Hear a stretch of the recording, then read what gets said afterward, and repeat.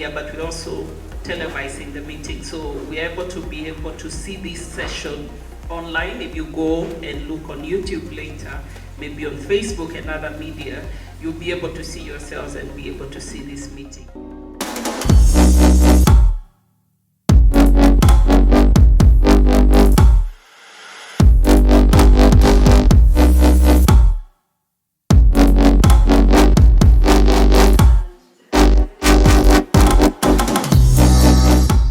So it is what you tell yourself that you want to be and what you want others to see you.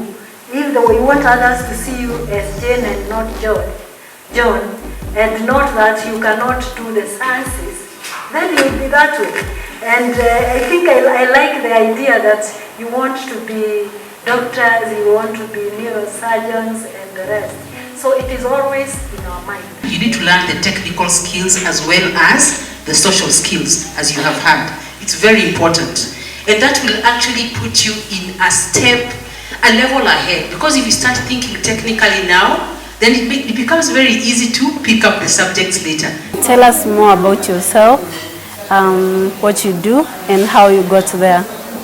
I'll just start with the fact that I'm a mentor, and that is something which I'm passionate about. As you have seen today, when we are doing the International Day of the Girls event, we were training on digital leadership, and we were also training on online safety. When we are talking about emerging technologies, we usually become very technical, and sometimes we do not pay attention to things that people do not know. So that's where mentorship comes in, to share the knowledge in a language that other people can understand. I started mentoring way back in 2008. I'm still passionate until today, but I get less time for it. So I have to prioritize, and now I have to learn that my role is more for engaging stakeholders. So I will have to let the ones I have mentored take over the programs that we run on the ground.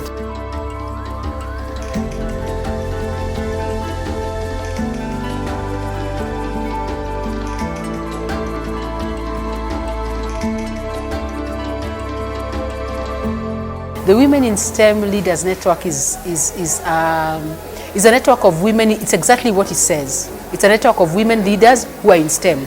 And you're one such leader. And I'm very proud that you're part of the network finally.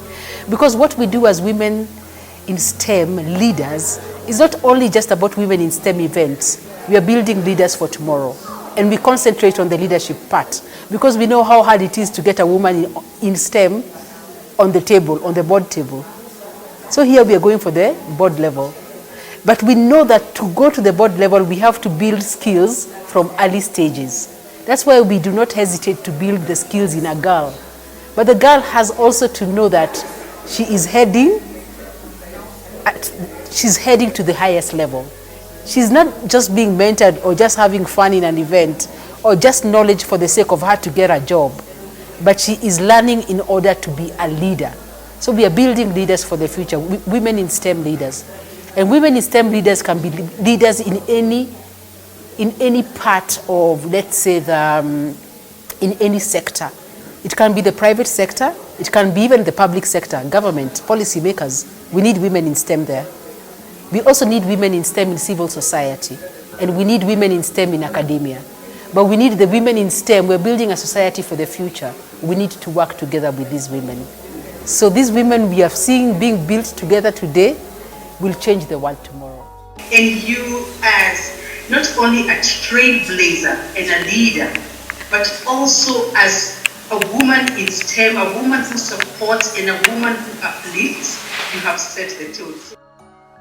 There's a growing number of skilled developers and graduates, yet there are few job opportunities. Some have resorted to online writing, which is illegal, yet the most common source of income for many university students and unemployed graduates in Kenya. Others have resorted to doing cyber crimes by hacking and stealing from technological illiterate citizens due to the lack of stringent tech regulations and policies that ensure tech companies provide enough cyber security to its users. I can see you have books written there, how to be safe online. And one of the things TunapandaNet is actually doing is ensuring that you can actually be safe. Because as you heard from our engineers right here, that cyberbullying, cybersecurity, all those things are actual things that are happening. So you need to know from an early age what you actually need to do to prevent yourself from being a victim and also prevent other people from being victims. It's important to learn how to be online, to be safe online, if I may use those words. Of course, when we talk about online safety, we are going into a deeper world. The deeper world is you are already visible online and you are already downloading a lot of information as well.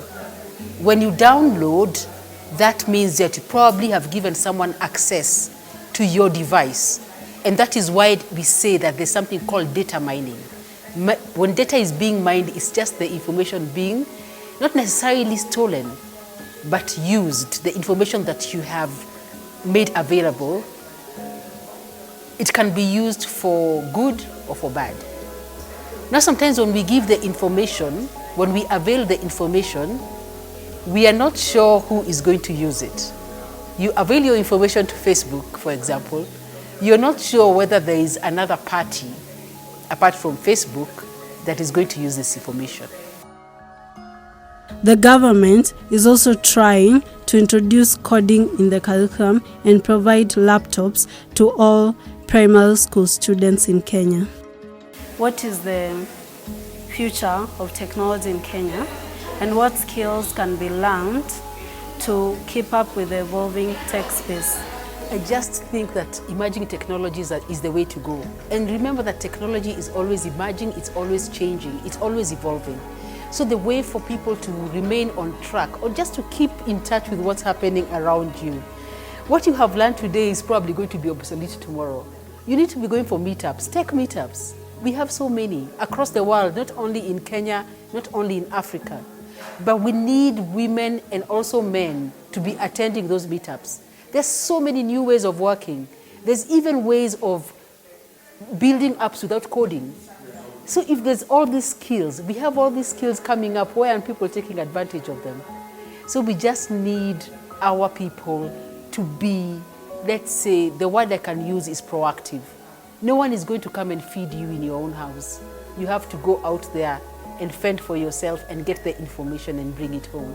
Tech is the most booming industry or sector in the world, I think. And when we bring it home in terms of Africa, Kenya, it's one of the booming sectors. Actually, I think based on some statistics from last year, the tech industry contributed about 8% to the GDP of this country and created a lot of jobs. I think about, I don't know, I can't remember the number, but they created a lot of jobs for young people. And so the opportunity is there. I think we cannot now not say that we have time to figure that out. I think it's been clear, and especially based on all the amazing work that's going on in the continent right now in terms of funding for startups, opportunities, lots of startups being able to raise funding to grow their businesses. So it means that they're creating opportunities for employment. And I believe for most of the young people that are, especially young women that are coming out of school, I think it's a good indication that this is a career that they could actually get into, because then they'll be able to have an opportunity to learn and learn what the things that are needed right now in the world, but also be able to get access good and well-paying jobs. That then means that we can start improving our lives at any one given point. On a silver lining, mobile internet penetration and usage has enabled many to set up online businesses through social media such as Instagram and Facebook shops, and created employment for digital marketing, content creators, and influencers who are used to drive sales due to their large social media following. Be very passionate about what you do. Take yourself forward. appear, show up. And I think it's also good to engage with others without thinking that the other person knows less. Let's just engage in a manner that is interactive, because it's an opportunity to learn every day. So there's no day that someone is going to have the monopoly of information or knowledge. Someone knows more than you. Why don't you go and find out just for that day? And this is what we are pushing people to do, not only in Kenya, regionally and globally.